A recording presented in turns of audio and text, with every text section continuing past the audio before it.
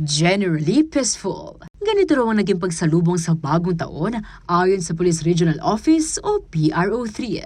Mas mababa umano ang naitalang kaso ng fireworks o firecrackers-related injuries na nasa 62 as of January 2, 2025 kumpara sa 185 na insidente noong nakaraang taon.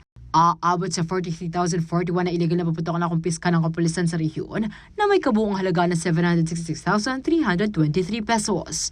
Ayon kay PRO3 Director Police Brigadier General Radrico Maranan, ito ay bunga ng pinahigpit na pagpapatupad ng fireworks regulations. Gayun din na mas malawak na pagbibigay impormasyon sa publiko hinggil sa panganib na dala ng mga ito.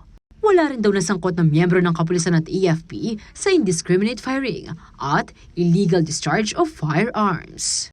Ayon naman sa Bureau of Fire Protection o BFP sa Ciudad San Fernando, walang naitalang kaso ng sunog sa pagsalubong ng 2025. Samantala, mananatiling nakabantay ang kapulisan hanggang January 6 upang masiguro ang kaligtasan ng mga mamamayan.